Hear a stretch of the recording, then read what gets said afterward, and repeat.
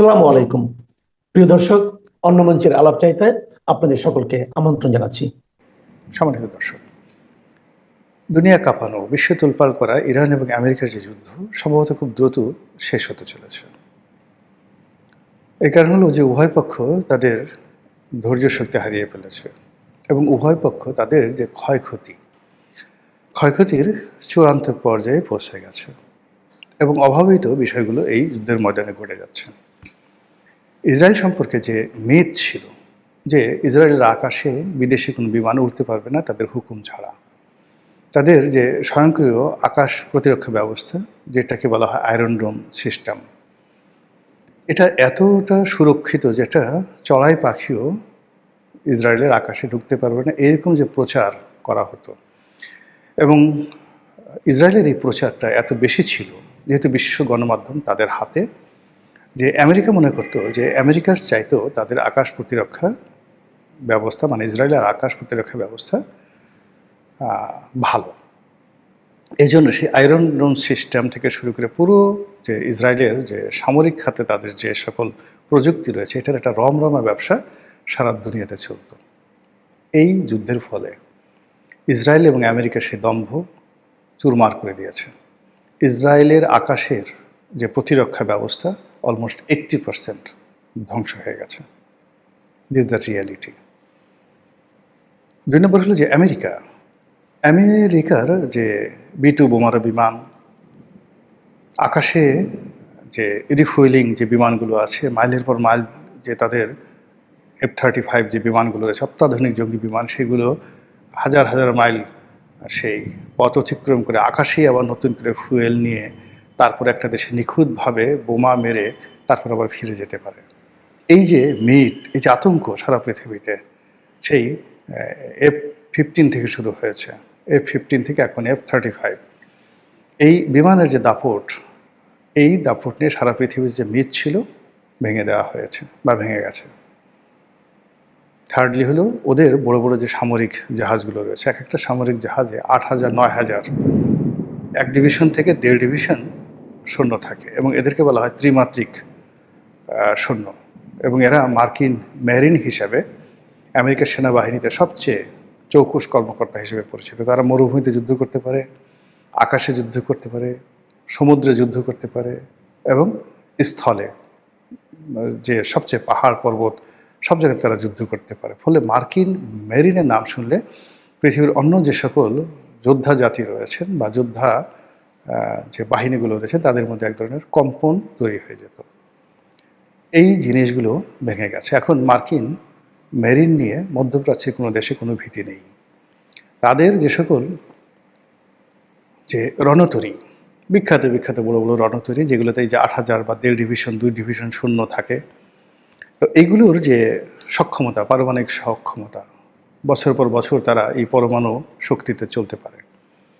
তাদের যে সাবমেরিনগুলো, তাদের যে টর্পেডোগুলো, তাদের যে মাইনগুলো, তাদের যে এই যে বিমানে যে সকল এই রণতরীতে যে সকল বিমান থাকে তাদের সক্ষমতা এবং এই সকল জাহাজের যে ম্যাসিভ যে সামরিক ক্ষমতা, এটি নিয়ে যে প্রচার এবং প্রপাগান্ডা চালাচ্ছিল যে এই ধরনের যদি কোনো জাহাজ কোনো পোতাশ্রয়ে আসে, কোনো দেশের কাছাকাছি আসে, ওই দেশ মরা ছাড়া তাদের কোনো উপায় নেই।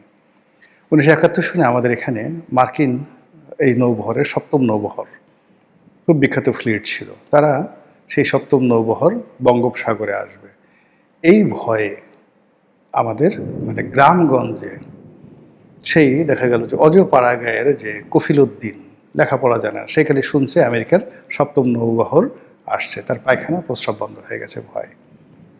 আমরা ছোটোকালে এটা দেখেছি, মার্কিন 7ম নৌবহর আসতে, আমি কিছুই জানি না 7ম নৌবহর কি, এটা কি 7টা নৌকা না 8টা নৌকা নাকি কি, কিচ্ছু জানতাম না, কিন্তু আমাদের ভয় লাগতো। সেই ভয়টা ধীরে ধীরে তারা জেরাল্ড ফোর্ড, আব্রাহাম লিঙ্কন, এরকম নানা রকম বড় বড় যে প্রেসিডেন্ট আছেন তাদের নামে যে সকল রণতরী রয়েছে এবং এক একটা রণতরী দেখিয়ে শুনিয়ে সারা পৃথিবীতে যে আতঙ্ক তৈরি করেছেন এই যুদ্ধের ফলে, সেই আতঙ্ক চলে গেছে। অনেকগুলো তাদের যুদ্ধজাহাজ আক্রান্ত হয়েছে, অনেক সৈন্য মারা গেছে, অনেক যুদ্ধজাহাজ মানে মেরামত করার জন্য পারস্য উপসাগর থেকে সরিয়ে আনা হয়েছে এবং অনেক যুদ্ধজাহাজ সেখান থেকে পালিয়ে গেছে, এবং ওখানে দায়িত্ব করার মতো দুঃসাহস এখন পারস্য উপসাগর হরমুজ প্রণালীতে নেই। ডোনাল্ড ট্রাম্প সমস্ত আরব রাষ্ট্র থেকে শুরু করে সারা দুনিয়ার লোকের কাছে সাহায্য চাচ্ছেন। জাপান, অস্ট্রেলিয়া, কানাডা, আমেরিকার বাইরে যে সকল ন্যাটো সদস্য রয়েছে সবার কাছে তিনি সাহায্য চাচ্ছেন। একজন লোকও সাহায্য করছে না। এই দেব দেখি, অনেকে না করে দিচ্ছেন যে না, এটা হবে না, এটা একটা অনাহত যুদ্ধ। ফলে তাকে মার্কিন সেনাবাহিনীর যে বিমান বাহিনীর যে অংশটি, সশস্ত্র বাহিনীর, এই বিমান বাহিনীর উপর নির্ভর করে তাকে আকাশ থেকে বোম্বিং করতে হচ্ছে। এবং এই বোম্বিং দিয়ে পৃথিবীর কোনো যুদ্ধের পরিসমাপ্তি হয় না, বরং যারা খুব অতিমাত্রায় বোম্বিং করে ধরে নেওয়া হয় তার ফুয়েল শেষ হয়ে গেছে এবং সে ধৈর্য হারিয়ে ফেলেছে। আমেরিকার ইতিহাস রয়েছে। আমেরিকা যখন নিশ্চিত জানলো যে আমি পরাজিত হব, আমাকে চলে যেতে হবে, তারা শেষের দিকে আফগানিস্তানে যেভাবে বোম্বিং করেছিল, মরণ কামড় দিয়েছিল, যেভাবে তারা ভিয়েতনামে বোম্বিং করেছিল, মরণ কামড় দিয়েছিল, যেদিন বোম্বিং হয়েছিল যারা যুদ্ধ এক্সপার্ট তারা বলেছিল যে আমেরিকার পরাজয় নিশ্চিত। একইভাবে যেভাবে ইসরায়েল এবং আমেরিকা যুগপৎভাবে ইরানের প্রতিটি স্থাপনাতে 16,000 স্থাপনাকে তারা টার্গেট করে যেভাবে বোম্বিং করছে, এইভাবে 4-5 দিন বোম্বিং করলে তাদের গোলা বারুদ ফুয়েল সব শেষ হয়ে যাবে। তো এই কাজগুলো করছে। অন্যদিকে ইরানের যে সমস্যাটা হয়ে গেছে, ইরানের সমস্যাটা হলো ইরানকে আমরা রিড করতে পারছি না, তার কি আছে কি নেই, সে পারবে কি পারবে না। একবার আমরা তাদের পক্ষে যাচ্ছি, একবার বলছি যে না, অসহায়, তাদের শুধু মরতে হবে।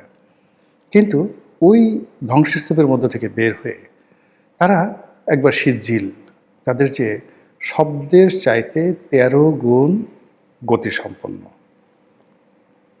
যে মিসাইল, যে মিসাইলের মাথায় 1.5 টন, 1.5 টন মানে 1 টনে 40 মণ, এরকম 60 মণ, 1.5 টন ওভারহেড গোলা বারুদ থাকে। তো বোঝার চেষ্টা করুন যে এই 1.5 টন 60 মণ, আপনার 60 মণের বেশি, মানে 1 টনে কত, 40 মণে 1 টন বোধ হয়, 1000 কেজি। 1000 কেজি 1 টন আর 1500, মানে এই সিজিলের সামনে যে 1500 কেজি পাওয়ার থাকে, গোলা বারুদ থাকে, সেটা ইসরায়েলে তারা ছেড়েছে এবং নিখুঁতভাবে টার্গেট করে সেই বোমার বিস্ফোরণ ঘটিয়েছে। 1.5 টন ওজনের বোমার বিস্ফোরণ ঘটিয়েছে তাদের সেই সিজিল মিসাইল দ্বারা। অভাবনীয়, কল্পনাই করা যায় না। যেখানে একটা পিস্তলের ছোট্ট একটা বুলেট, তো সেই একটা বুলেটের মাথায় কতটুক, আধা গ্রাম বারুদ থাকে কিনা যথেষ্ট জানি না, সে আধা গ্রাম বারুদের দাপটে যে পিস্তলগুলো আছে, সেই পিস্তলগুলো কোনো পিস্তল, আমি পিস্তলের কথা বললাম, অন্যান্য নন ইফেক্টিভ, কোনো পিস্তল আছে যারা প্রায় আধা কিলোমিটার পথ, 500 মিটার পথ গিয়ে একটা ডাইরেক্ট জায়গা থেকে শ্যুট করতে পারে, এত পাওয়ারফুল। পেট্রোবারেটার যে পিস্তলগুলো রয়েছে, ওয়ালথারের যে পিস্তলগুলো রয়েছে, অত্যন্ত ইফেক্টিভ। আর AK-47 থেকে শুরু করে কালাশবিক যে সকল মারণাস্ত্র রয়েছে, তো এইগুলো মানে এইগুলির ইফেক্টিভনেস নিয়ে কল্পনাই করা যায় না। তা সেখানে যদি ধরুন 1 গ্রামও নয়, মিলিগ্রাম বারুদের যদি ওই অবস্থা হয়, তাহলে 1.5 টন বারুদ, 60 মণ বারুদ যেখানে পড়ে, সেখানে কি পরিমাণ ধ্বংস হয়েছে ইসরায়েলে বোঝার চেষ্টা করুন। তছনছ হয়ে গেছে, যেগুলোর ছবি আমরা পাচ্ছি না। তো এই যে একটা অবস্থা চলছে, সেই অবস্থার সঙ্গে সঙ্গে ইরানের যে সর্বোচ্চ ধর্মীয় নেতা, তিনি সপরিবারে নিহত হয়েছেন। এখন নতুন যে ধর্মীয় নেতা, তাকে বলা হচ্ছে যে মস্কোতে সরিয়ে নেওয়া হয়েছে। তিনি ঠিক 1 মিনিটের জন্য প্রাণে বেঁচে গেছেন, বা 1 সেকেন্ডের জন্য প্রাণে বেঁচে গেছেন।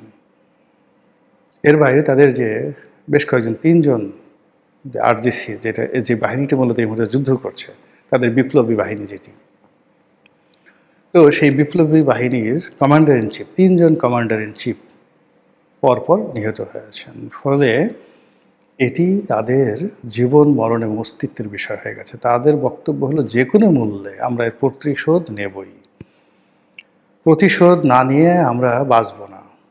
তো এই যে একটা মানুষ যখন তার নিজের জীবনের মায়া ত্যাগ করে ফেলে, তখন সেখানে কি তৈরি হয়? এই মুহূর্তে ইরানের যে আর্মি রয়েছে, স্থলযুদ্ধের জন্য আর্মি, তাদের যে অস্ত্র রয়েছে, তাদের সাধারণ মানুষের যে সামরিক ট্রেনিং রয়েছে, তাতে করে মধ্যপ্রাচ্যের যে যুদ্ধ, সেই যুদ্ধ কোন পর্যায়ে যাবে কল্পনাই করা যায় না।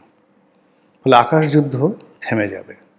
আকাশযুদ্ধ থেমে যাওয়ার পরে মধ্যপ্রাচ্যে যে সৌধ তৈরি করেছে, সেই সৌধগুলো, আমি কোনো দেশের নাম বললাম না, ইরানের যে স্থলবাহিনী, তারা যদি মুভ করে, এই স্থলবাহিনী তাদের 1 ঘন্টা লাগবে এ সকল বিত্তবিলাস বৈভবে যে সকল আমেরিকার দোসররা মধ্যপ্রাচ্য শাসন করছে তাদেরকে দখল করতে। আর তখন আমেরিকা এই পুরো মধ্যপ্রাচ্যের বড় বড় শহরগুলোতে কয়টা বোমা মারবে? কয়টা বোমা তাদের আছে? এবং ওই এলাকাতে বোমা মারলে তাদের অর্থনীতি, এই যে তাদের যে ব্যাংক, বিমা, যা কিছু তো মধ্যপ্রাচ্যে। তো সব মিলিয়ে এই যুদ্ধ এমন একটা চূড়ান্ত পর্যায়ে চলে এসেছে যে আগামী 2 সপ্তাহের মধ্যে এই যুদ্ধের যে ফলাফল, এটা নির্ধারিত হয়ে যাচ্ছে সম্ভবত। হয়তো মানচিত্র থেকে অনেক দেশ হারিয়ে যাবে, ইরান হারিয়ে যাবে, অথবা মানচিত্র থেকে, ইতিহাস থেকে, ঐতিহ্য থেকে আমেরিকার যে প্রভুত্ব, সেটাও হারিয়ে যেতে পারে। বিশ্ব নতুন একটা পরিস্থিতির মোকাবেলা করতে পারে। এই পৃথিবীতে নতুন করে হানাহানি, নতুন করে বিশ্বযুদ্ধ, নতুন করে দুর্ভিক্ষ কিংবা কোনো মহামারী আবার এই পৃথিবীকে গ্রাস করতে পারে, অথবা পৃথিবীতে একটা সাম্যতা আসতে পারে। সেই যে জোট নিরপেক্ষ আন্দোলনের মতো করে নতুন একটা আন্দোলন, যে যার অবস্থানে আমরা ভালো থাকবো, পৃথিবীর কোনো পরাশক্তি আমাদের দরকার নেই।